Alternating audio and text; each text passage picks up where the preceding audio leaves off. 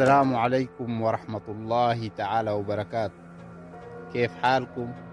وحشتونا والله، مشتاقين لكم كثير.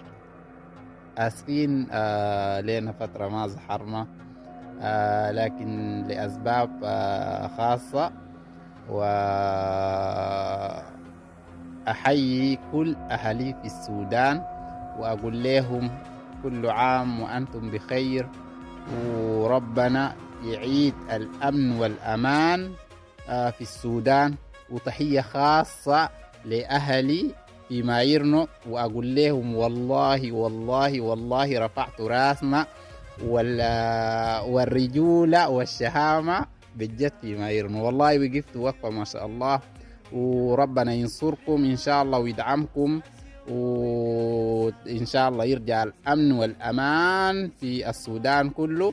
وأيضا تحية خاصة لأهل الفاشر، والله وقفت وقفة رجال، وبتمنى كل منطقة يجوها الدعامة، الناس ما تطلع منها وتجيب وقفة واحدة وتصد الناس، عشان نحن ما خايفين من السرقة وما خايفين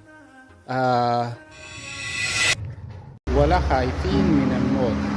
خايفين الموت واحد، أي زول عارف روحه لو أجله ما جاء ما بموت، لكن خايفين من حاجة واحدة، من العارفة،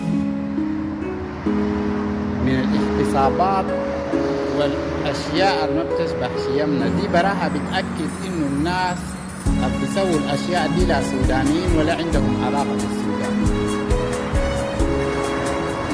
والحمد لله على كل حال، وربنا يحفظ كل بلادنا إن شاء الله. ونصيحتي أنا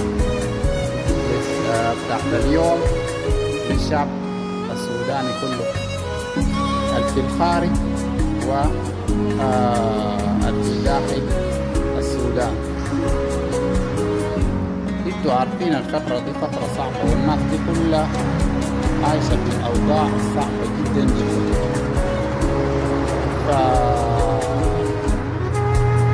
الفترة دي في نازحين داخل السودان وخارج السودان، نحن لازم نتحمله. يعني لازم انت تتحمل الزول اللي بيجيك. لو للحرب ما في زول بيخلي حوشه ويطلع ويجيك انت. لازم الناس تتحمل بعضها مهما كانت الفترة. الزول ما يتضايق من ضيف جاهل، لأنه انت خد في راسك الفترة دي كلها بتتمنى انه الزول ده يجيك، فهو ما لاقي حتى يمكن فترة عشان هو يجيك، حتى مرات زيارة بتاعت يومين أو 3 أيام. هسي هو مجبور كثير مرات يقعد معاك شهر شهرين حسب الأوضاع. انت حاول تتحمله. دي وصية أنا بقدمها لكل الشعب السوداني. حتى نحن في الخارج قاعدين نستقبل في أسر كل يوم والتاني بيجيك زاير، وفي ناس في السودان نفس الشيء. يعني الناس لازم تتحمل بعضها. أنا اتكلمت عن الحاجة دي لأنه بسمع بها كثير، سواء كان هنا أو في السودان. يعني تلقى أسرة جات وقاعدة مع ناس، وفي نفس الوقت إنهم يعني بيشكوا. فالحاجة دي ما من شيمنا. يعني زي ما الناس دي طلعت وخلت بيوتها ما معروف، الحرب دي لسه ما وقفت، وبنتمنى من ربنا إنها تجيب، لكن الواحد ما عارف. يعني حتى هو مرات يصلوا لي مكان وكده ويضطر هو ذاته يطلع يمشي يكون نازح زيه. عشان كده يعني وبنتمنى انه الحاجة دي ما تمشي لقدام، يعني ربنا يوقفها لغاية هنا.